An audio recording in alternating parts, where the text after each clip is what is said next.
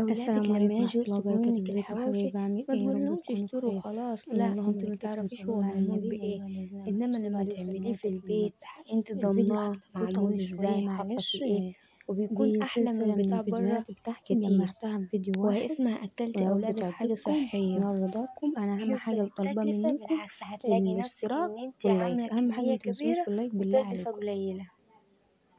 السلام عليكم ورحمة الله وبركاته، ازيكم حبايبي؟ يا رب تكونوا بخير. أن اللهم ملائكته يصلون على النبي يا أيها الذين آمنوا صلوا عليه وسلموا تسليما. صباح الخير أو مساء الخير حسب ما بتشوف الفيديو. النهاردة هنعمل مع بعضنا العيش الفين مقدار الهش بوصفة سهلة وتكاليف قليلة جدا، وفي كل بيت تقدري تعمليه في أي وقت لأولادك. نخش كده عشان نجهز في المقادير. أول حاجة هنا معايا كوباية مية دافية، هجيب اي بولة كده، هضيف هنا كوباية المية الدافية، وهضيف هنا معلقتين من الخميرة او باكو الخميرة كله يعني على حسب. المية دافية هنا زي دمعة العين، ما تكونش سخنة، يدوب دافية دفيان عشان خاطر تنشط معانا الخميرة. وهحط هنا معلقتين من السكر عشان برضه تنشط الخميرة بسرعة وما تاخدش معايا وقت. الكلام ده لو في الشتا هيبقى بسرعة بحكاية السكر، لكن لو في مش محتاجين في الصيف اصلا خميرة ان هي نعملها كده حركة تنشيط عشان خاطر تخمر معايا، لانها بتخمر بسرعة ما شاء الله. انا كده هو ضفت معلقتين السكر عليهم كوباية من المية، وعليهم هنقول باكو من الخميرة. تمام. هضيف معايا هنا كوباية من الدقيق، يعني مثلا لو عندي هستخدم 3 كوبايات دقيق، 4 كوبايات دقيق، 5 كوبايات دقيق للعيش الفينو، يبقى الكوباية الأخيرة تكون هنا ايه في الخميرة. وهفضل اقلب كده لحد كل ما الكتل تروح معايا، واتاكد ان هي كده ايه بقت سايبه خالص كده زي عجينه الكريب. بروح اغطيها واركنها على جنب واسيبها لحد ما تخمر. بس اهم حاجه لازم كده من فوق لتحت اقلب فيها عشان خاطر اتاكد ان كل الدقيق اللي فيها خلاص اللي من تحت امتزج كده مع بعض، وبقي خليط كده متماسك وسايب. هنغطيها زي ما اتفقنا ونسيبها لحد ما تخمر.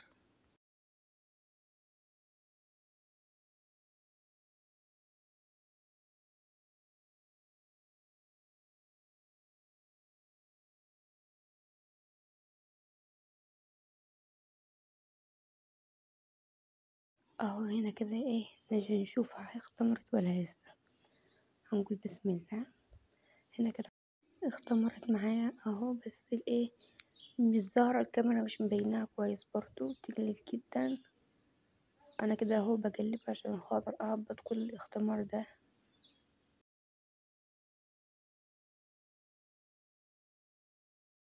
بس بعد ما نهبط كل الاختمار ده بنجهز الدقيق معانا. انا استخدمت في الوصفة دي 5 كوبايات دقيق، 4 هنا نخلاهم والخامسة نخلاها برضو وضيفوها ايه في الخليط بتاع الخميرة. انا هنا ضايفة على الدقيق رشة ملح سنة، رشة بسيطة خالص، دي بتبقى سنة، ومقلباها في الدقيق كله. هنقول بسم الله كده وننزل بايه بالخميرة بتاعتنا كده على الدقيق. اهو هنلم كل اللي في الطبق كده معانا. بعد كده هنضيف نص كوباية من الزيت اهو. بسم الله. سوري كانت الكوباية توجع مني. بعد كده اقلب كل الكلام ده ببعضه، اقلب كده من فوق لتحت، هفضل اقلب كده لحد ما اشوف ايه كله ده يختلط ببعضه. بعد كده هفضل اضيف ميه بالتدريج كده واعجن فيها. شفتوا كيف مش مكلفة وسهلة جدا خالص خالص. هنفضل نضيف بالتدريج لحد ما العجينة كلها تلم، وعاوزاها تبقى عجينة طرية جدا جدا جدا جدا. 10 دقايق كده على الرخام هفضل اعمل فيها كده عشان خاطر ايه كل ما هتريح العجينة كويس كل ما هتبقى معاك كويسة جدا في الفرد. هتفضل تعمل فيها كده لمدة 10 دقايق هتبقى معاك طرية جدا جدا جدا.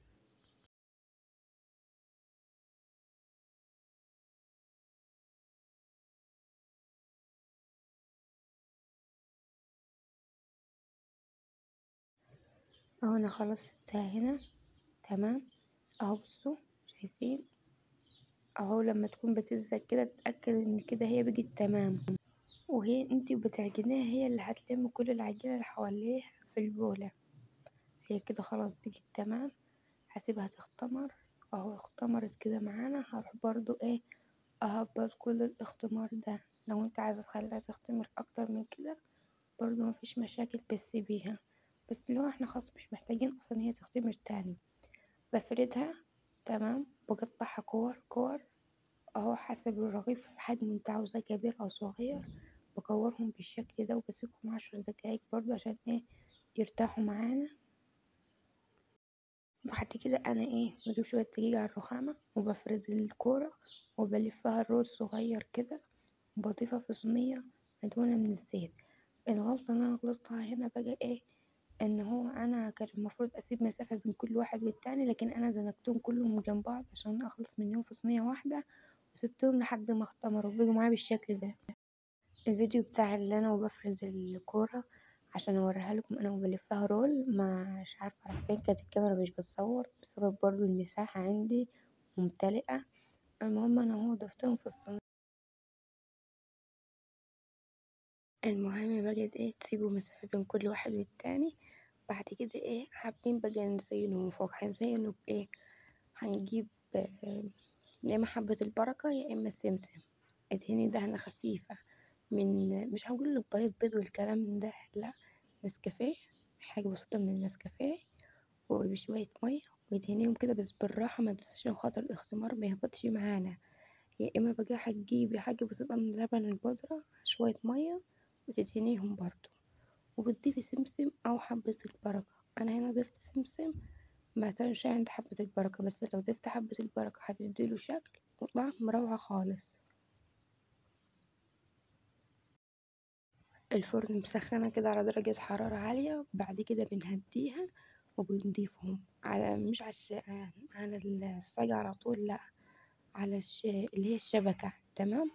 اول بس ما ياخد كده خلاص احتمار كده معانا من تحت ونتأكد ان هو استوى خلاص كده. اول ما يخش في السوا وينس بنضيف عليه الشواية.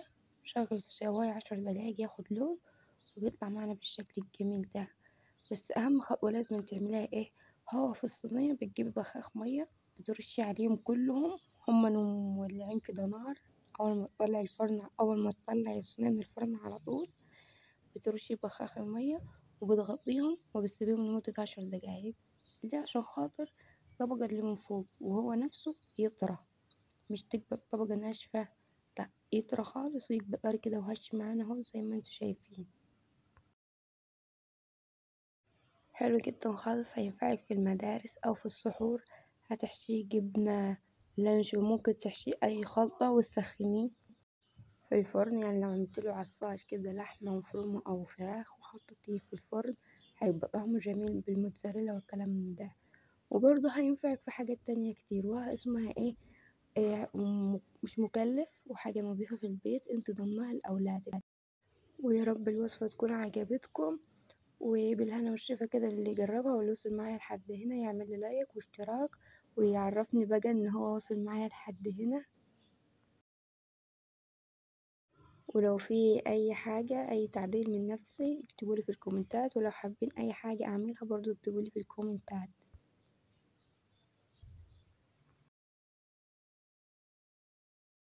انا قلت خلاص هثبت الستاند عشان اوريهولكم كويس كمان.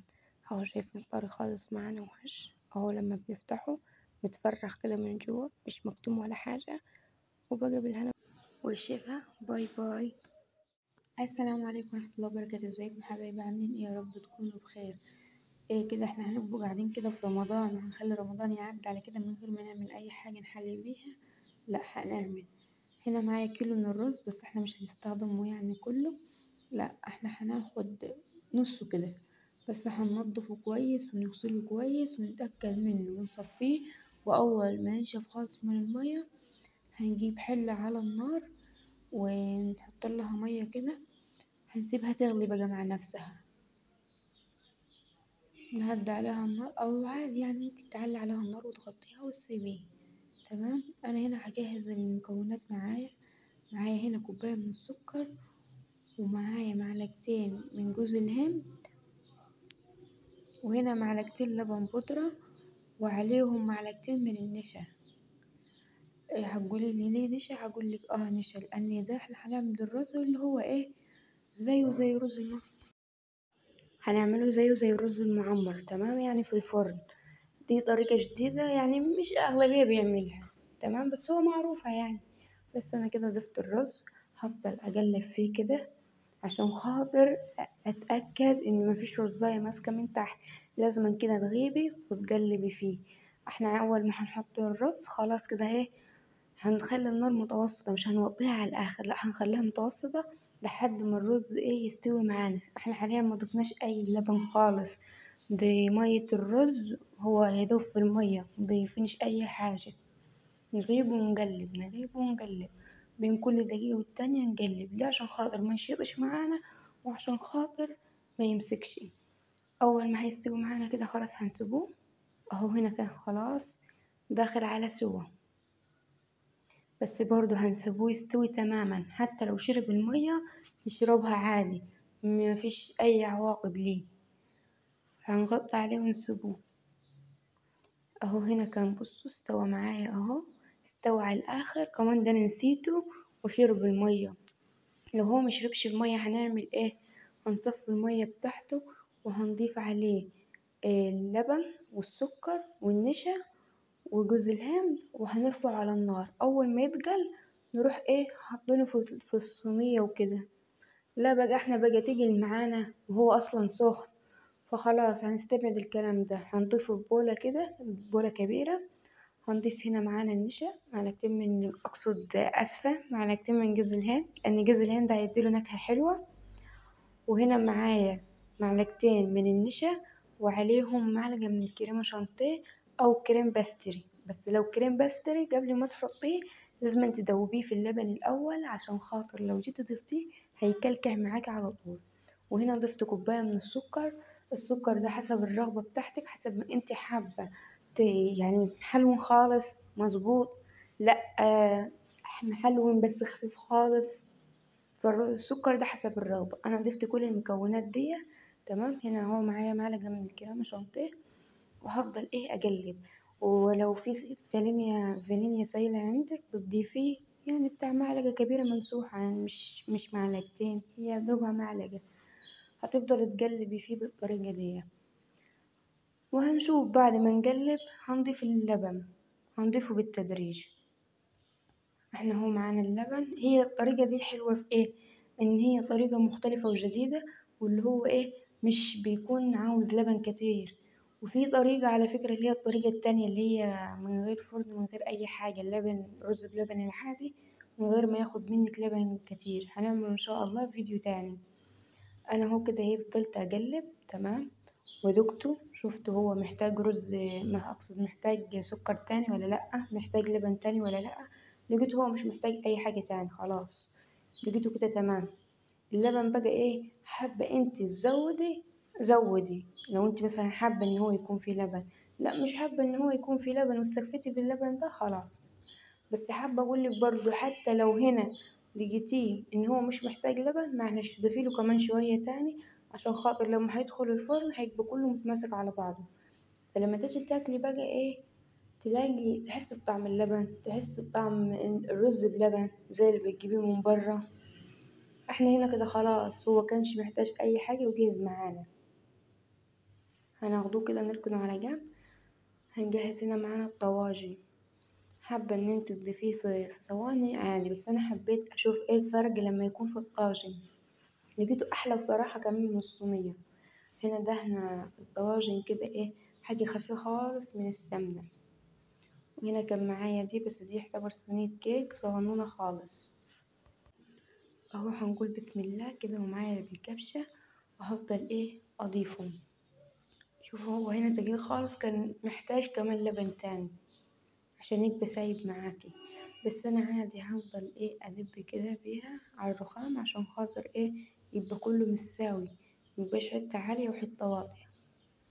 احط كل كمية كده وهركنه على جنب. وطول ما احنا شغالين مننساش الصلاة على النبي والأذكار. خلي ده بكرة ده انتي وشغالة على طول شغال بالاذكار.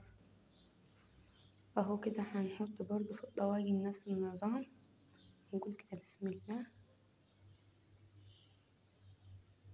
وكل ما يعوز اكتر كل ما تضيفيله اكتر، يعني ده نص كيلو من الرز اعمل لي طاجنين وصينية صغنونة، انا مش عارفة اسمها ايه هي، تمام، فانا هقول ان هي صينية صغنونة بس يعني حاجة حلوة برضو.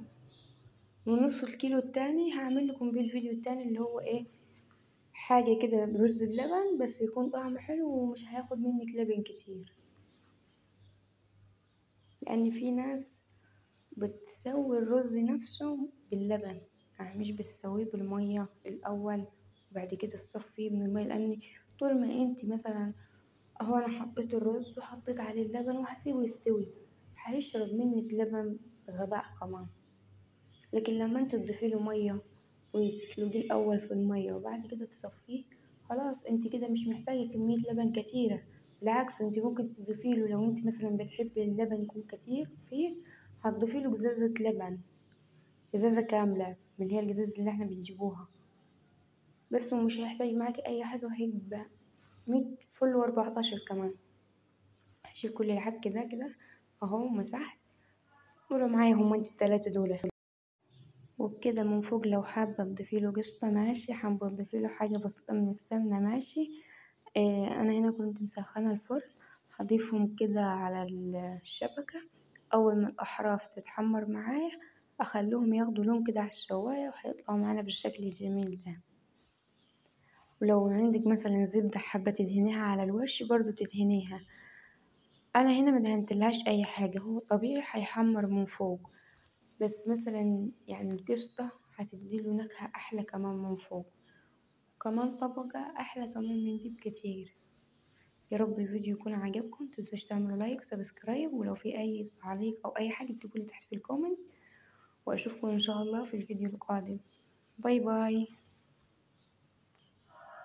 السلام عليكم ورحمة الله وبركاته، ازيكم حبايبي عاملين ايه؟ يا رب تكونوا بخير. ان الله وملائكته يصلون على النبي يا ايها الذين امنوا صلوا عليه وسلموا تسليما. النهارده هنعمل مع بعض كيكة الشاي. معانا هنا كوبايتين من الدقيق، كوباية من اللبن، كوباية من السكر، كوباية من الزبادي، معلقة خل، ربع كوباية أو تلات أرباع كوباية من الزيت، كوباية صغيرة. معايا باكو بيكنج باودر، فانيليا، 3 من البيض، نص ليمونة، ومعايا معلقتين من جوز الهند. تمام، جوز الهند ده حابة ان انتي تزوديه برضو هيكون احسن، هيدي نكهة حلوة خالص خالص في الكيكة. هنوسع كل الكلام ده على جنب. هنجيب هنا بولة فاضية كده معانا، هنضيف اول حاجة البيض ونقول بسم الله.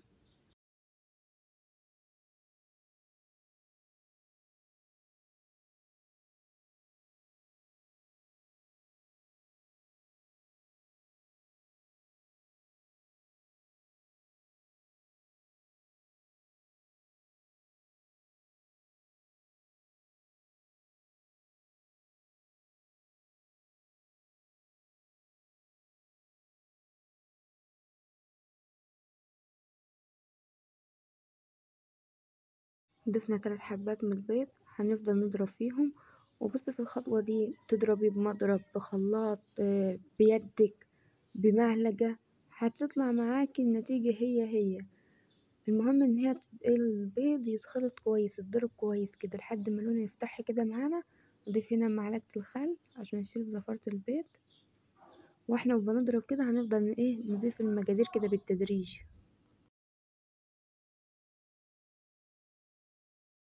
هنا خلاص هوقف ضرب، هضيف كده الفانيليا هنا معانا.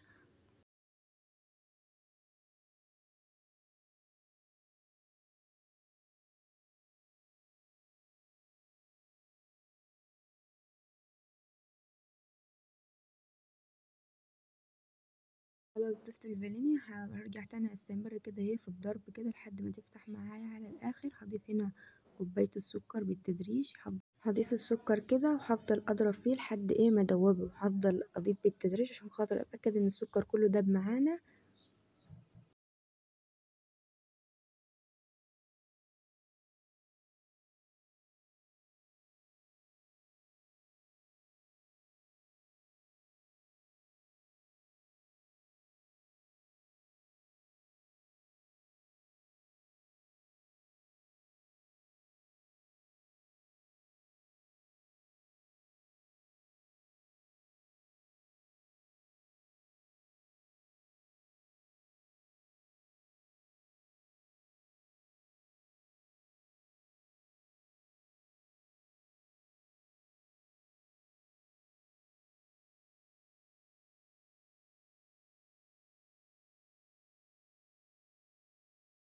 خلاص كده كله اتضرب معانا. هفضل كده اضيف الزيت، بسم الله. وانا برضه ده كله مستمرة في الضرب. هضيف هنا كوباية اللبن، هضيف نصها، كل ما هحتاج هضيف برضه منيها تاني.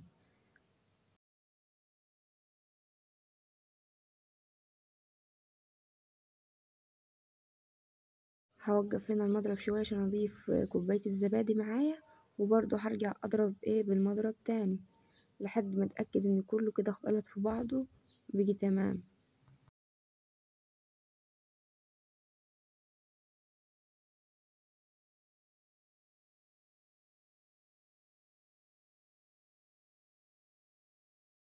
خلاص هنا الخليط بيجي جاهز معايا، ركنته كده على جنب.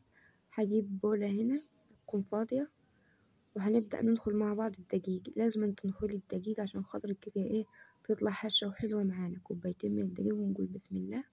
هندخلهم كده،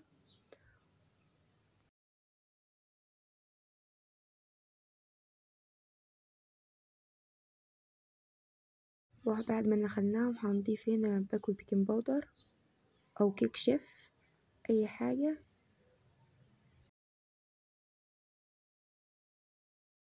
وهضيف هنا الجوز الهند معانا، هيديها نكهة حلوة جدا جدا في الكيكة.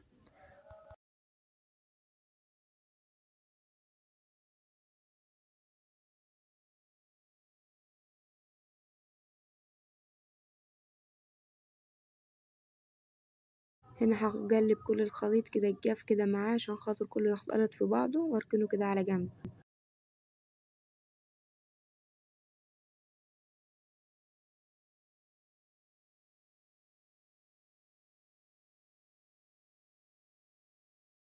هنا معايا هي نص ليمونة، مش هنحصرها كلها كده، اللي هو يعني قد معلقة كده تمام.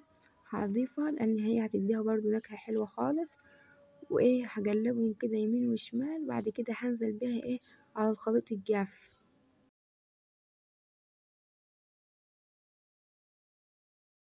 انا كده اهو بالسباتولا هقلب كل الخليط كده مع بعضه عشان خاطر الليمون اللي احنا ضفناه نديها تقليبتين كده قبل ما ننزل بيه على الخليط الجاف.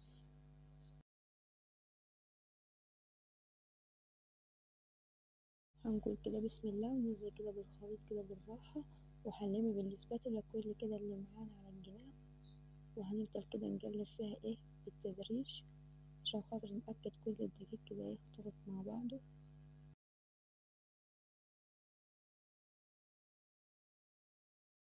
اهو كده بالسباتولا هنقلب كده، نجيب اللي فوق تحت واللي تحت فوق عشان خاطر نتأكد ان مفيش اي دقيق تاني كده معانا في الخليط، وما يبقاش فيه كلاكيع كده معانا كتل، يبقى كله خليط متجانس مع بعضه.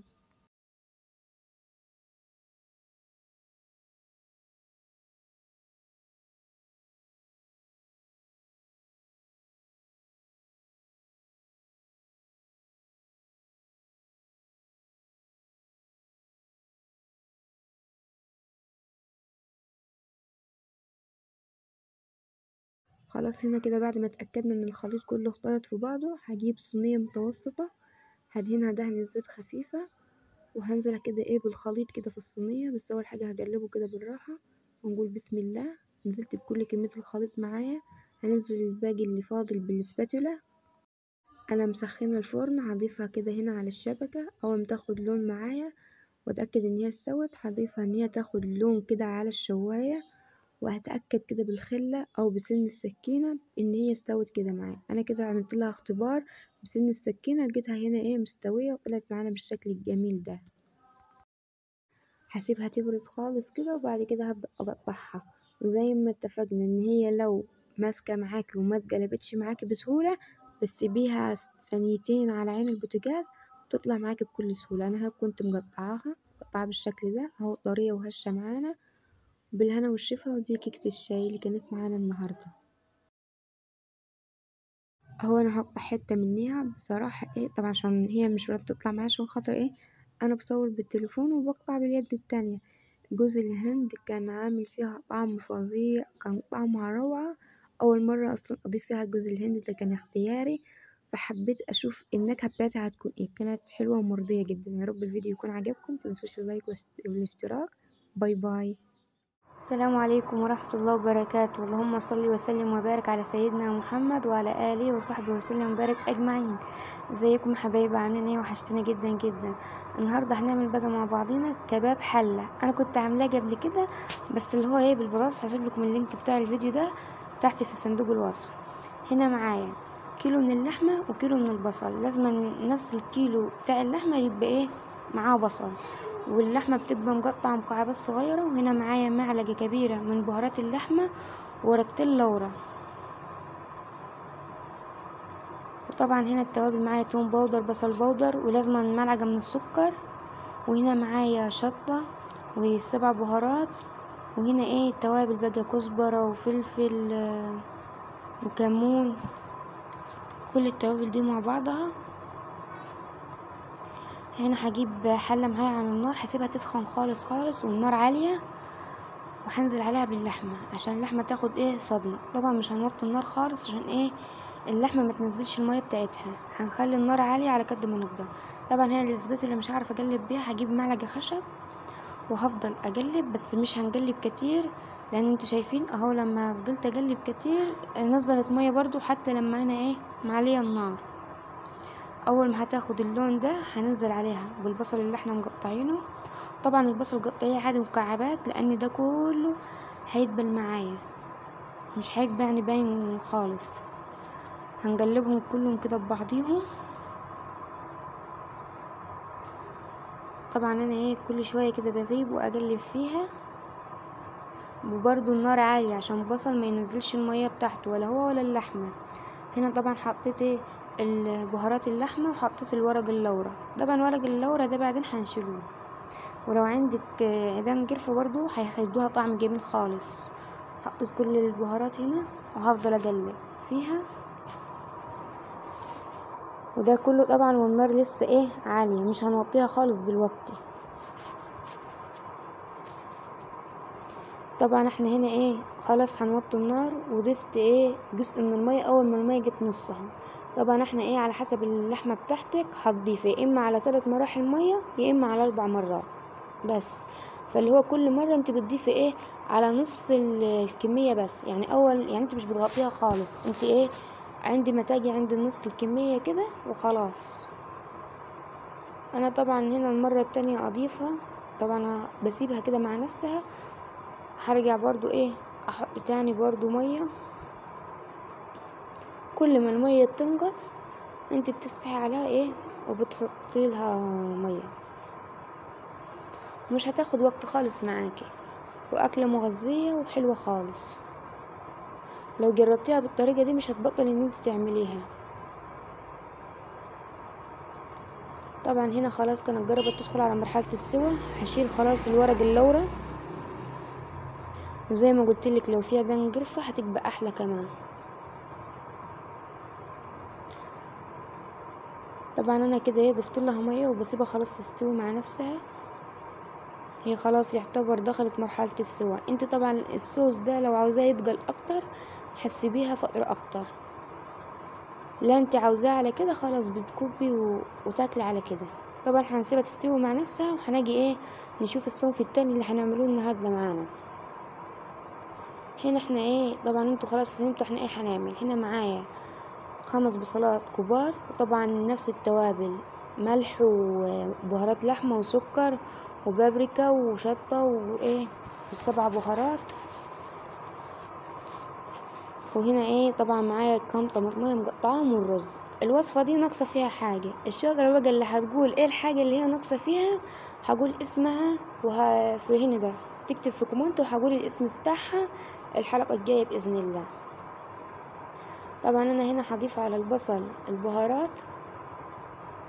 هي طبعا في حاجة واحدة بس اللي ناقصة في الحاجة دي في الصنف ده. الحاجة دي كمان بتخليه طعمه احلى واحلى واحلى. فالشاطرة بقى هي تقول ايه هي. طبعا انا هنا هضيفت على البصل البهارات والطماطم، والرز ده طبعا مغسول ومتنضف ونشف يعني من المية بتاعته. طبعا هنا كانت خلاص كباب الحلة استوى اهو زي ما انتوا شايفين.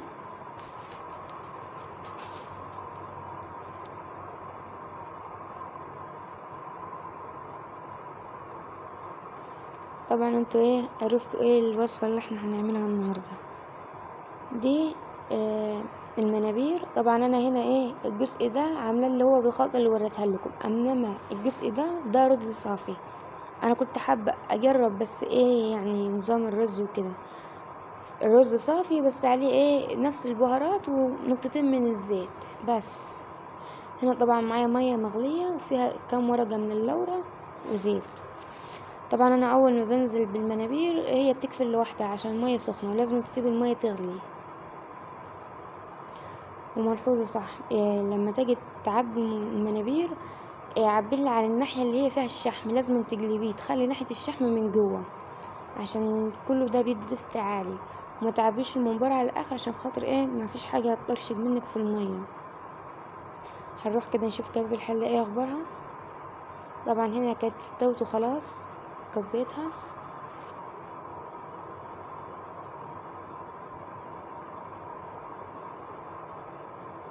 طبعا الاكلة دي ايه العيش، عايزة عيش شامي او العيش الشمسي البلدي.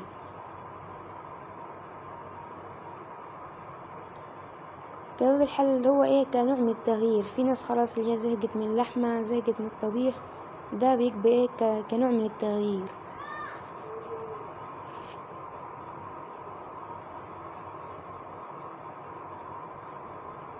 طبعا ما تنسوش تعملوا لايك، واللي مش مشترك في القناة يشترك ويفعل الجرس عشان يوصلكم كل جديد. انا اي وصفة بعملها بسيبها في صندوق الوصف، فانتوا ايه اتفرجوا وما تشغلوش بالكم باي حاجة، كل حاجة ايه هتلاقوها في صندوق الوصف. طبعا اهي اللحمة بوريها لكم مستوية على الاخر، والتوابل والملح وكل حاجة فيها مظبوطة. طبعا كده ده خلاص هنركنوه على جنب ونروح نشوف ايه المنابير. طبعا هنا المنابير خلاص كانت استوت معايا. المنابير بقى ايه انا هسيبها تبرد ومش هحمرها زي ما هي، لا انا هقطعها قطع صغيرة، اللي هو ايه هعملها الممبار اللي هو اللي بيقولوا عليه البوبس او اللولي، هو بيكون اصغر شوية من التقطيع اللي انا قطعته، بس انا حبيت اقطعه كده، هو بيكون عبارة عن زي كور صغيرة كده خالص اهو. طبعا قطعته قطع صغيرة وحمرته في الزيت وطلع معانا بالشكل ده. بصراحة انا من عشق المنابير دي، اكيد في ناس كتيرة زيي. طبعا التحمير ده بتاعك انت، حابة تحمريه على الاخر حابة ما تحمروش برضو على الاخر، ده ايه اللي يرجعلك انت، حابة تخليه الوان والوان حابة تخليه اللون موحد برضو ده براحتك انت.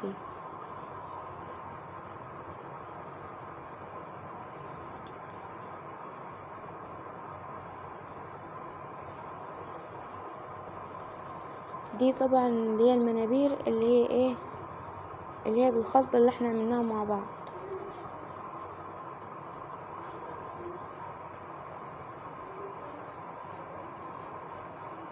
هوريكم برضو واحد تاني بالخلطة اللي احنا عملناها برضو ايه مع بعض.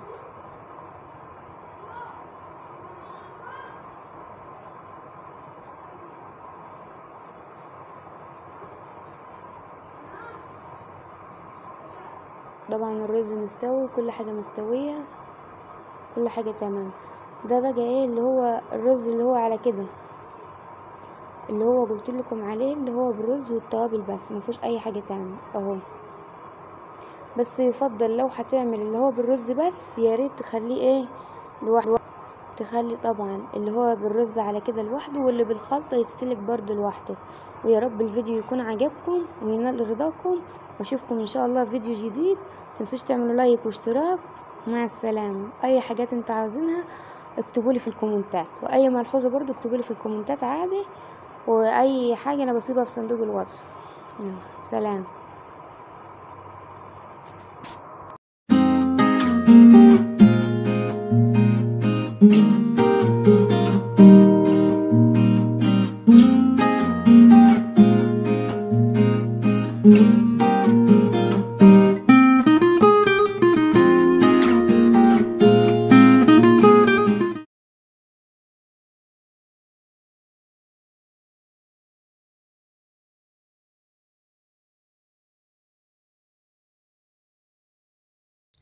السلام عليكم ورحمة الله وبركاته. ازيكم حبايبي؟ عاملين ايه؟ وحشتوني جدا جدا.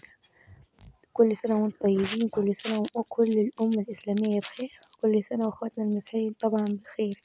يا رب يكون عام سعيد وسنة سعيدة على الجميع يا رب. طبعا أنا ليا فترة مش بنزل أي فيديو عشان خاطر خايضة دور برد، وأسفة على صوتي. هنا طبعا معايا كرومباية عشان خاطر ايه نعملها. طبعا دي أكلة الشتا، أحلى أكلة في الشتا بصراحة. هجيب اي حلة على النار، هحط فيها مية، واول ما تغلي هحط كمون وملح وهسلق الكرنب. بعد ما اخلص سلقها وكده هشطفها طبعا واغسلها، وهروح ايه جايبه الورقة مطبقاها ايه بالنص عشان خاطر اقطع العرق بتاعها. اقطعها بالشكل ده. الطريقة دي سهلة عشان في ناس كتير مش بتعرف تقطع الكرنب، اللي هم بس المبتدئين يعني زي حالاتي اللي في سني. وهلف الورقة رول. بعد كده هقطعها حسب ما انت عاوزة طول الصباع يكون قد ايه، وهافردها اقطعها ايه على شكل مربعات. وطبعا لو لقيتي اي ورقة كبيرة او طويلة وكده تقدر انت وبتحشي برضه تقطعيها. طبعا انا مبرميش اي ورق، حتى الورق الصغير، عشان خاطر ايه لو اي ورقة انا بحشيها مقطوعة ما احطش رز والرز يطلع منها وكده. لا، انا بجيب الصغيرة دي بحطها في مكان قطع الورقة، وبحط لها رز عشان خاطر ايه الرز ما يطلعش من بره. طبعا انا هنا بعزل كل جزء لوحده، اللي لونه اخضر لوحده، اللي مخضر شويه لوحده، اللي هو ايه ابيض كده لوحده، عشان خاطر انا لما هحطهم في الحله هحطها ايه بالالوان، يعني اللي هي ايه بالتدريج، عشان خاطر الاخضر ده بياخد سوا شويه عن الابيض. طبعا هنا العروق لوحدها.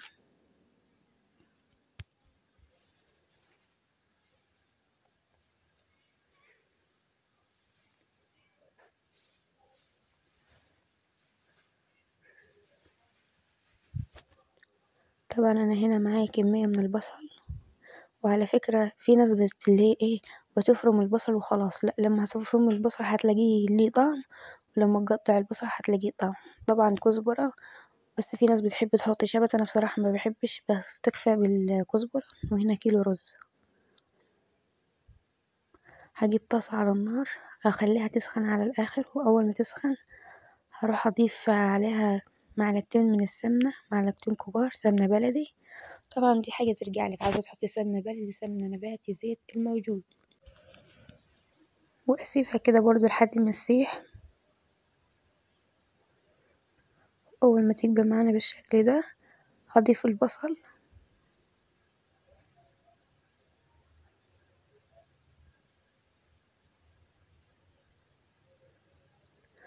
طبعا سبحان الله الكرنب داتي ممكن يعني انت ممكن تشوف ان الطريقة واحد، وان الناس بتعمل الطريقة برضو واحد، مش مفيش اختلاف او اختلافات بسيطة، بس من كل واحدة هتعمله بتلقي ايه ليه طعم معين او طعم مختلف كده.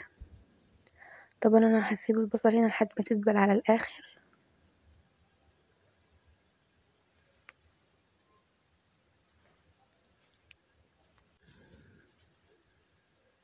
طبعا انا هنا معايا البهارات، معايا شطة وفلفل وكزبرة وبهارات لحمة عشان خاطر تديها نكهة حلوة، وملح، ومعايا سكر برضو عشان نضيع طعم الطماطم اللي انا هحطها، والقرفة دي حاجة أساسية.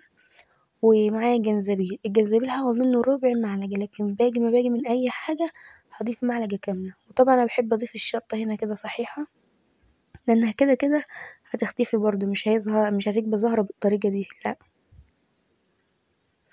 طبعا هديها كام تقليبة كده. وطبعا انت بتحط السبع بهارات وأي توابل انت بتحبيها.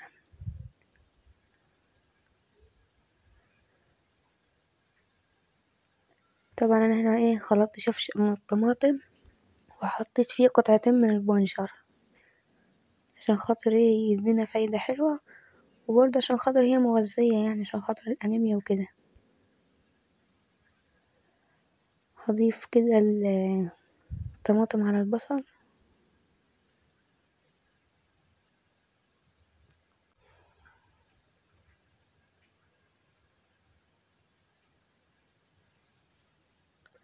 طبعا انا ايه هفضل اديها كام تقليبة كده، اقلب فيها واغطيها واسيبها على نار ايه هادية ومتوسطة، هادية على الاخر.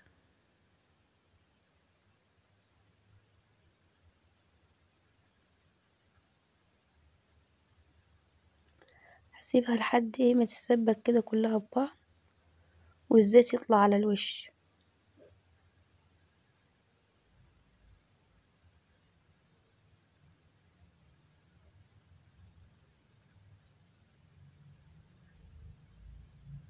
طبعا انا هنا ظبطت ملحها واتأكدت ان التوابل مظبوطة. هي كده خلاص استوت معانا سبكة الطماطم. هنا بقى انا في خطوة كنت عملتها بس ايه للأسف ما صورتهاش. بجيب الهاند بلندر وبروح ايه افرم كل الكلام ده عشان بيدي طعم حلو الحركة دي. طبعا هنا الرز معانا ايه غسلته سبت الصفة. طبعا هنا الكزبرة زي ما اتفقنا. هجيب هنا اي بولة كبيرة هضيف فيها الرز. اسفة طبعا عشان التصوير انا بصور بيد واحدة. وهضيف هنا طبعا التسبيكة اللي احنا عملناها مع بعض.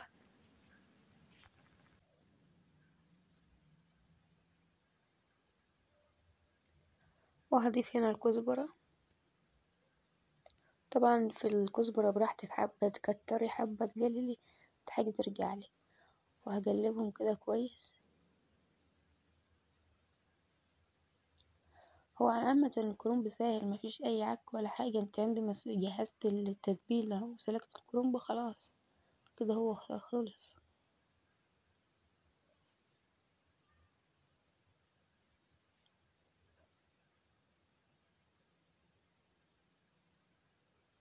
هفضل اقلب فيهم كده كويس. وهحط الملعقة اجيبها من تحت لفوق كده عشان كله ايه يتخلط في بعضه.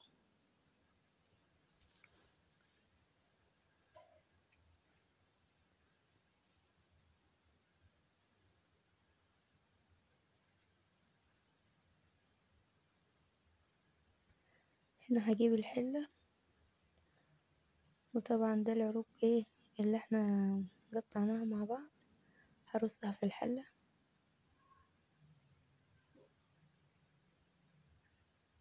واي مقاس حلة عندك عادي.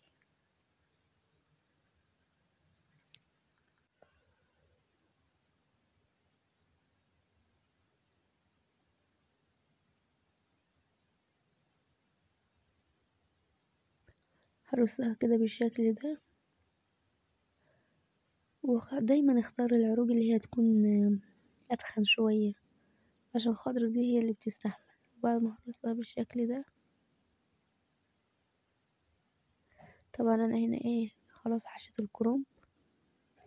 الاخضر ده مخليه لوحده ليه عشان خاطر الاخضر ده بيحتاج سوا اكتر من التاني. هتخلي الاخضر ده من تحت.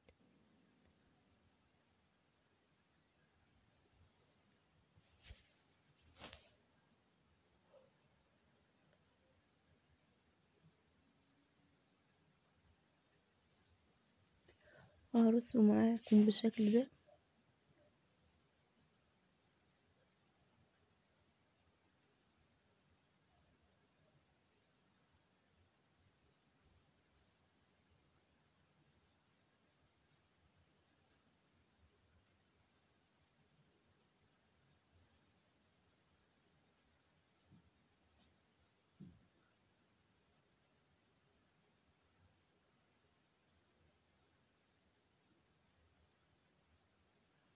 طبعا هنا ايه اللي هو الابيض.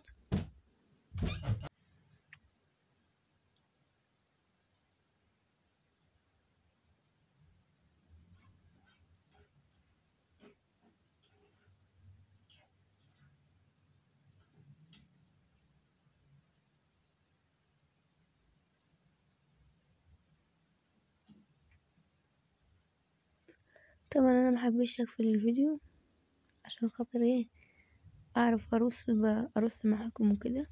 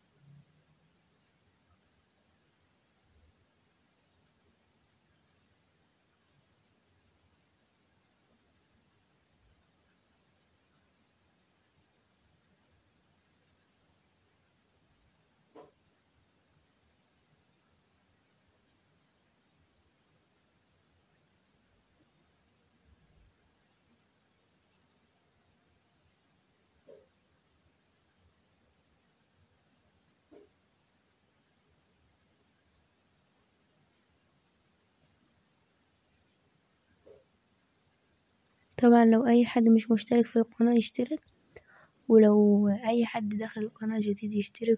طبعا ايه، اخواتي اللي هم معايا في القناة من اولها دول على راسي من فوق، وتحية ليهم.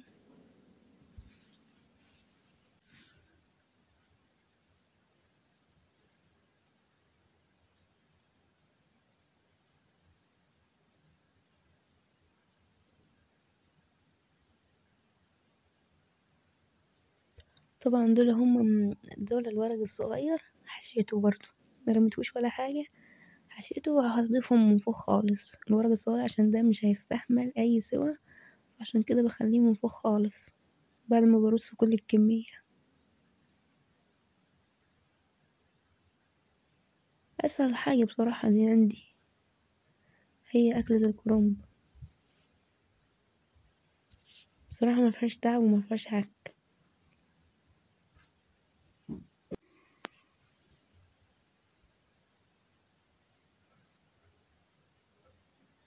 طبعا انا كده رصيتها كلها. وهنا طبعا مسخنة الشوربة، شوربة لحمة. طبعا انت بتعملها بأي شوربة انت بتحبيها. وطبعا اول ما هضيف الشوربة كده على الكرنب لازم انزل الحلة كده، وبرش رشة من الفلفل ورشة من الملح، وايه اول ما المية بتبتدي تغلي بروح ايه موطيه عليه ومغطياها، وبسيبها على نار واطية خالص لحد ما بيستوي وبيبقى معنا بالشكل ده. يا رب الفيديو يكون عجبكم، متنسوش الاشتراك واللايك. مع السلامة. السلام عليكم ورحمة الله وبركاته. ازيكم حبايبي؟ عاملين ايه؟ وحشتوني جدا جدا. كل سنة وانتم طيبين، كل سنة أمة محمد بخير.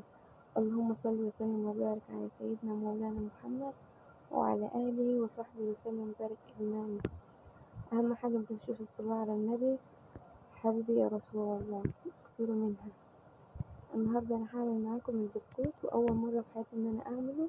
حبيت إن أنا أول مرة يعني إن أنا أجربه معاكم كده.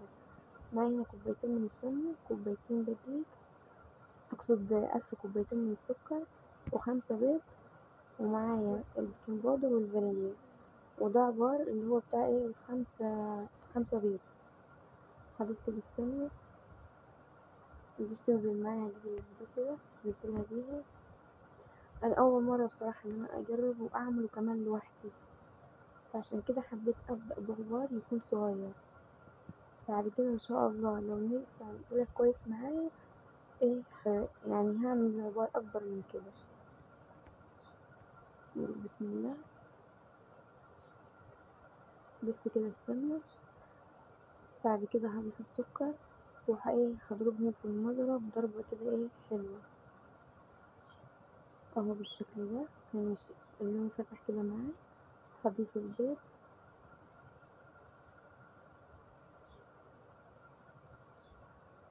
هنا في ملحوظة، هي البيكنج باودر بيتضاف مع الدقيق، بس انا حبيت ان انا اضيفه مع البيض، دي غلطة مني يعني.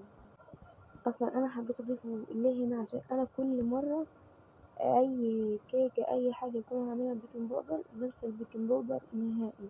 فقلت لا، انا اضيف المضمون وهضيفه كده، مع ان هو المفروض يتضاف مع الدقيق، بس مش مشكلة يعني. ضفت كده الفانيليا.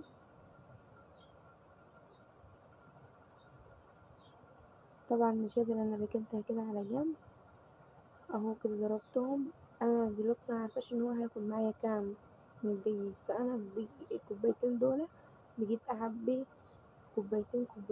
انا بقى قلت هضيف الكوبايتين دول واعجن، وهشوف هو هيحتاج مني ولا لا. انا حبيت اضيف المشاجر دي، معلقة ونص من المشاجر، ضفت جزء كده، وقلت عشان خاطر اضيف الجزء التاني مع شوية الدقيق اللي انا هضيفهم من الدقيق. فهو انا قلت هعجن فيه كده بالطريقة دي.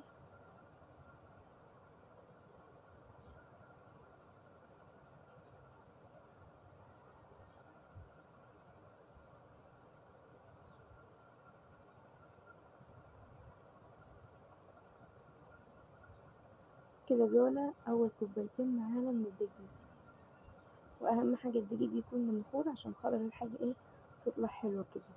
كده دي الكوباية التالتة،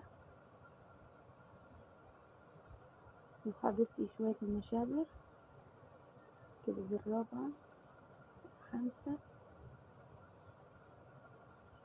السادسة،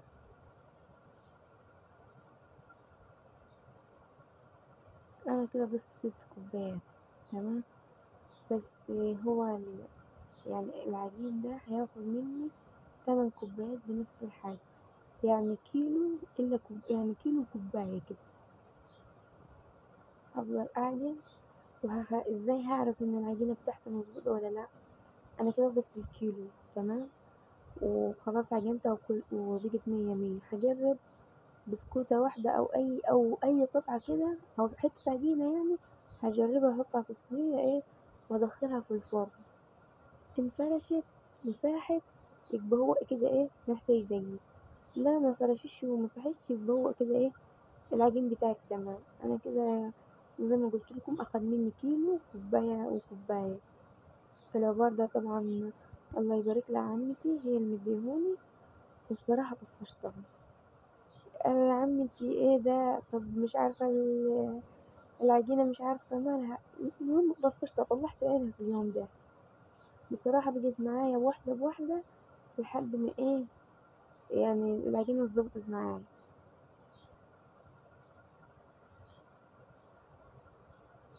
هنا بوريكم القوام ان هي كده، لسه هي كده محتاجة تاني. اهو كده دي الكوباية ال7. نقول كده بسم الله. واهم حاجة ما تنسوش اللي هي السنة، لازم تحطي ملح، ده سنة يعني، حاجة بسيطة خالص كده، يعني بين صوابعك كده تضيفيهم مع الدقيق، دي سنة. نقول بسم الله، طول ما احنا شغالين نصلي على الرسول ونقول في الأذكار، نقول سبحان الله وبحمده، سبحان الله العظيم. دول ما الواحد للذكر يعني في لسانه شغال، يعني بيطهر بقه وبياخد ثوابات، وكمان والله الحاجة بتطلع كويسة خالص. أهم حاجة الواحد يذكر ربنا.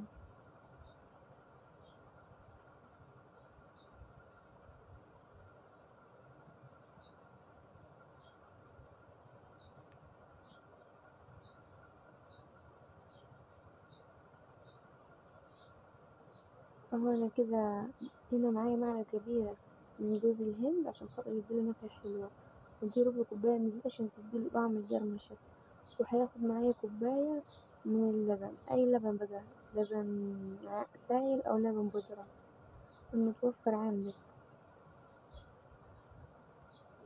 الجوز الهند بيديله نكهة حلوة كده زي بتاعة المخبز بتاع بره. أنا عجنتها وظبطت العجينة، أول ما بقت معايا كويس على طول شغلت المكنة أهو، جيت أقطع بالشكل ده. طبعا متستغربوش إن في الصغير وفي الطويل وفي مش عارفة كانت سمية معايا بتقطع معايا في المكنة وبتقولي لأ، أنا حابة اللي هو يكون الصغنون ده عشان خاطر بيكون شكله حلو. طب والله ما هزعلك، اعمل اللي انت حابة تعمليه. هو قطعته كله بالكمية دي، وأحلى حاجة عجبتني إن هو أنا مدهنتش الصينية أصلا سمنة خالص ولا زيت ولا أي حاجة، سبتها على كده زي نظام البيتفور والناعم والغريبة بصراحة. فدي حاجة ريحتني. وضفتها طبعا في الفرن على نار هادية. أول ما تحمر على طول ضفتها على الشواية، بس الشواية بقى تبقي واقفة عليها عشان أول ما ياخد بس لون تروح تطفي أو تطلعيه، لأن الشواية لو ما خدتيش بالك منها بتضيع لك تعبك كله. لازم الشواية تبقي واقفة كده جنب الفرن. اهو طلع معايا بالشكل ده، محمر من فوق ومحمر من تحت. بصراحة أنا معرفتش أعمل أي شكل، فما كانش قدامي غير إن أنا أعمل الشكل ده، والشكل ده برضه طلع حلو. معرفتش خالص إن أنا أعمل الشكل بتاع النجمة، ما كانش طالع مظبوط خالص معايا، فرحت قلت لأ خلاص أنا هستكفى بالشكل ده، وطلع مجرمش وحلو ودايب خالص لما تيجي تغمزي بيه الشاي أو اللبن. بصراحة هو العبار كمان مش مكلف وسهل وبسيط. أنا كنت فاكرة إن ده حاجة صعبة، لكن طلعت حاجة بسيطة خالص. يا رب الفيديو يكون عجبكم، متنسوش تعملوا لايك واشتراك، ومع السلامة.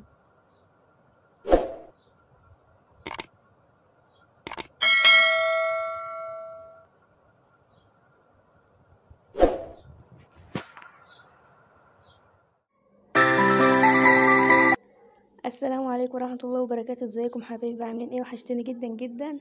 طبعا كل سنة وانتم طيبين، ويا رب الايام تعود علينا كلنا بخير.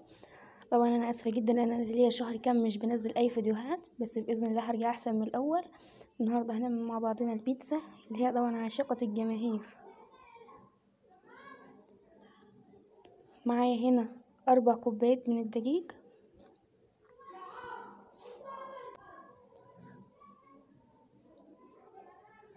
طبعا هنا معايا معلقة من البيكنج باودر، معلقة كبيرة ممسوحة، هضيفها على الدقيق وهضيف عليها ذرة من الملح.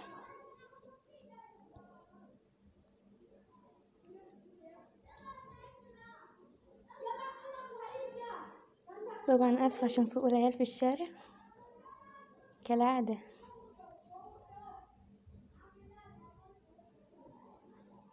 طبعا هقلبهم، والدقيق ده منخول، كل ما الدقيق ما يكون منخول كل ما الحاجة تطلع هشة واحلى. طريقة البيتزا دي اللي هي ايه الاقتصادية العادية، لكن طبعا البيتزا ليها اكتر من كذا طريقة، وكل واحد فينا بيعملها بطريقة شكل، بس دي الطريقة اللي هي الاقتصادية خالص مش مكلفة. هنا دي عندي ده اللبن اللي هو اتبقى لما انا عملت جبنة موتزاريلا، ده اللبن بتاعه اللي هو بعد ما صفيت الجبنة منه. طبعا مش هنرميه، لا بنستخدمه في اي عجين، اي عجين دخليه فيه. انا هاخد هنا كوباية منه.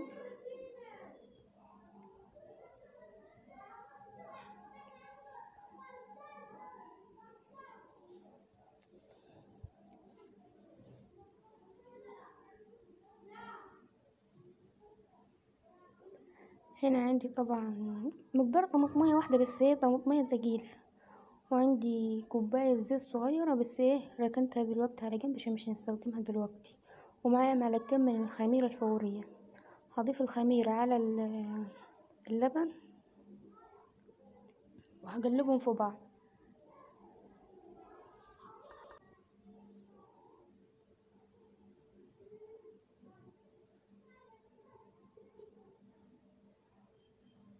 طبعا اسفة على التصوير عشان زي ما انتوا عارفين بصور بيد وبشتغل باليد التانية. هركنها كده على جنب، هسيبها لحد ما تختمر مع نفسها. دلوقتي انا عايزه اوريكم حاجه بصراحه، حاجه روعه خالص وبتريح الواحد. دي خلية الزيتون، على ما اعتقد ان هي توها اللي طلعت وتوها اللي نزلت. بصراحه الخلية دي تحفه، كلمه تحفه دي قليله. هنحط الزيتونه كده في النص وهنتك تك هيطلع البذره. طبعا بتخليه وبتقطعيه زي ما انت عاوزه. انا ما عرفاش اظبطها عشان خاطر ايه، يعني زي ما انت عارفين بصور بيد وبعمل باليد التانية، فانا بحاول ان انا اظبطها وكل شويه تبقع مني، بس هتتظبط باذن الله. بدوس كده شفت البذرة طارت اهي. براحتك بقى، عاوزة تخليه كده عاوزة تقطعيه. بصراحة من كلمة روعة دي قليل عليها.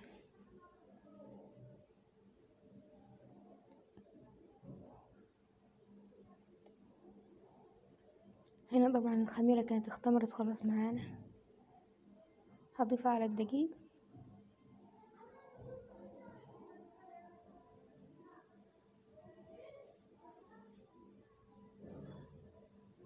بس على قد هقلبهم كده على قد ايه ما يتشرب كده في الدقيق نفسه.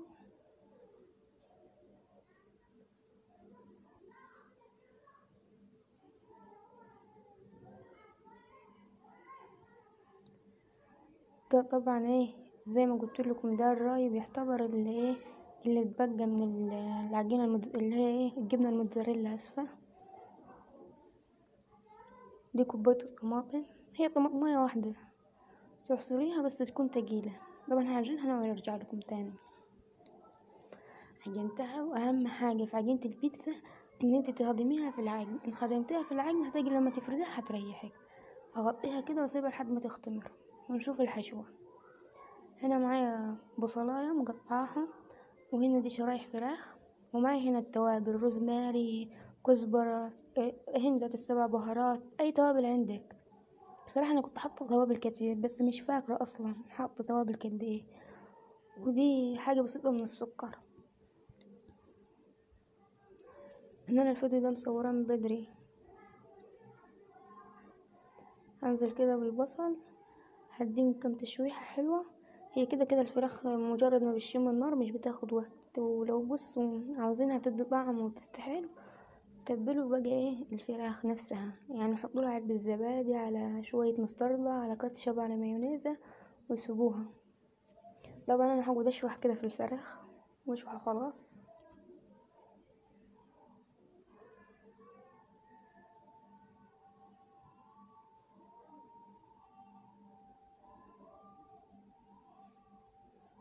هديهم تشويحة كده مع بعض. يا ريت ما تنسوش تعملوا لي لايك، واللي داخله جديده في القناه تعمل لي اشتراك وتفعل الجرس عشان يوصلكم كل جديد. طبعا انا ضفت صح هنا كان في قرن فلفل كده بسيط خالص، رحت صغير يعني ضفته. وضفت التوابل هنا بعد ما خلصت وجهزت.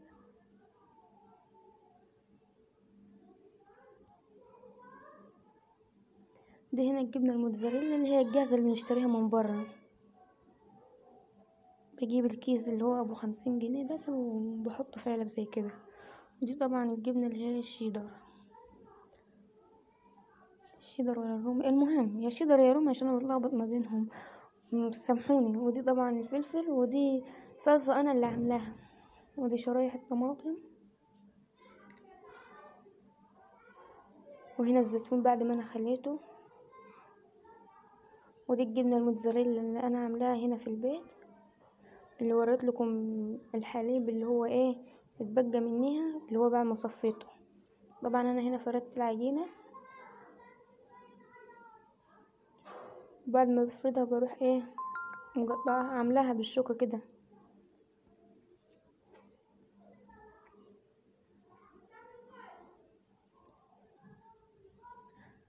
لازم انا اخرمها كلها كده بالشوكة.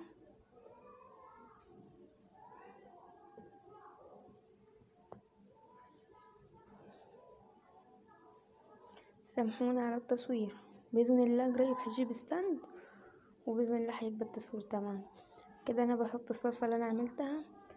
طماطمتين سلقتهم. اول ما سلقتهم حطيت طبعا كان فيهم بصلة وكان فيهم توم. واول ما اتسبكت كده يعني شربت المية بتاعتها فرمتهم في الكبة. وطبعا حط لهم سكر وملح والروزماري. الروزماري بصراحة تحفة تحفة في اي حاجة. هفرد الصلصة كده عليها. بس انا بصراحة مكترش الصلصة. هضيف عليها الحشوة وهضيف الفلفل. الفلفل ده انا طبعا مش عاوزة اضيف بكمية كبيرة لان كلمة مولع دي قليلة عليه اصلا. طبعا الفلفل ده انا مفرزاه.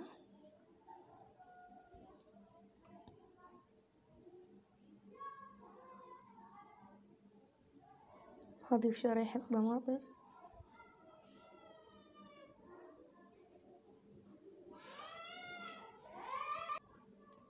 اسفة طبعا عشان صوت العيال في الشارع. اقسم بالله انا ليا شهر مش بنزل ولا فيديو. مفيش نفس في الشارع، مفيش ولا صوت. ويوم ما اكون عاوزة انزل فيديو تبارك الله.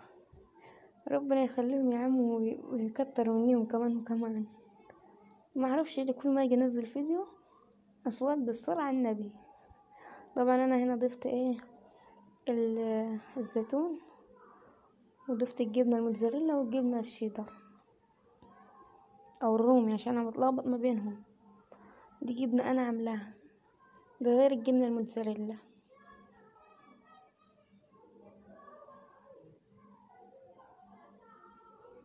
طبعا هي سخنة.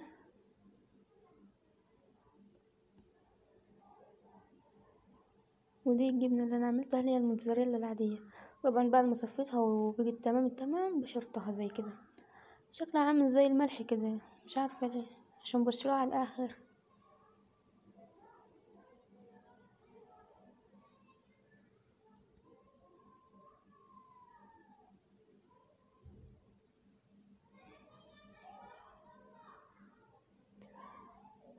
بصوا انا واحدة فيهم حطيت فيها جبنة، والتانية استنيت عليها لحد ما خدت حاجة بسيطة في الفرن وهضيف لها الجبنة.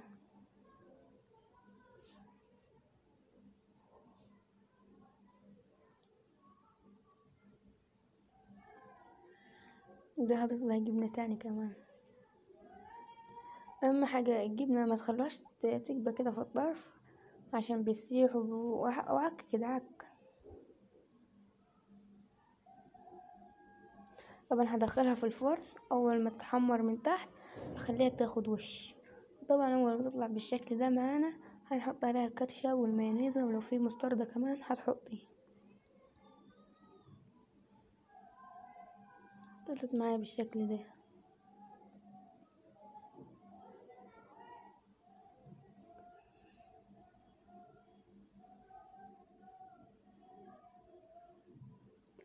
عملت معايا 5 من البيتزا، يعني كمية حلوة يعني برضو. على الأقل اسمها بنعملها في البيت ومضمونة وموفرة، بدل ما نجيبها من بره ومضمنين ايه اللي فيها او اللي عاملها ايه دنيته. زي ما انتوا عارفين دلوقتي كورونا ومش كورونا والكلام من ده، فنحافظ على نفسنا احسن، مش عشان نفسنا وبس وعشان خاطر اللي حوالينا. طبعا انا عاوزة اقلبها، بس انا مش عارفة ليه كان عندي احساس ان اللي عليها ده هيتقلب، فبحاول ان انا اقلبها مش عارفة. حطوله لايك ما تنسوش، صراحة كان طعمها تحفة.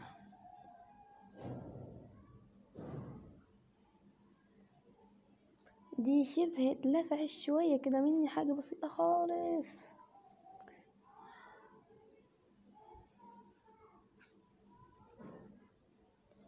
عادي يعني، أنا حتى لو اتلسعت برضو كنت هوريها لكم، ده لو اتحرقت نفسها كنت هوريها لكم برضو. مش هطلع الحاجة الحلوة وبس اللي هوريها لكم، لا هوريكم كل حاجة. دي من تحت، بس لما بتاكلي مش بتحسي ان هي مثلا ملسوعة ولا فيها اي حاجة.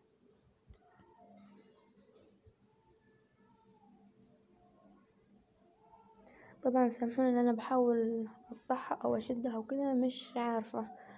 دي انا قطعتها بالسكينة وشدتها كده على طول، فكانت سهلة معايا. دي الحمد لله طلعت مظبوطة، ما فيهاش اي حاجة.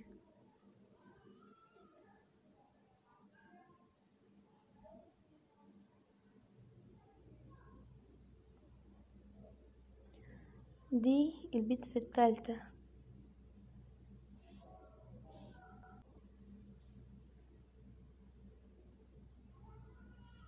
بصراحة 5 كوبايات عملوا لي كمية حلوة، ولو كمان نفس الطريقة استخدمتها في الميني بيتزا برضه هتبقى احلى واشيك. وزي ما انتوا عارفين الحاجة الوحيدة اللي بتخلي الحاجة شكلها بيتزا بيتزا هو الزيتون الاسود. الزيتون الاسود كده حطيه كده على الوش، والله لو حطيتي 4 وحدات ان شاء الله هيخلي البيتزا كل زي العسل، هتخليها تكنها زي ان هي جاية من برا. لكن الاخضر ده مهما حطيتيله عادي بيكون مش مديها شكل ولا منظر، لكن الاسود بصراحة بيخليها منظرها تحفة. دي طبعا شكلها من تحت برضو طلعت كويسة، ما فيهاش اي حاجة. اللي مش مشترك في القناة يشترك ويفعل الجرس عشان يوصل لكم كل جديد.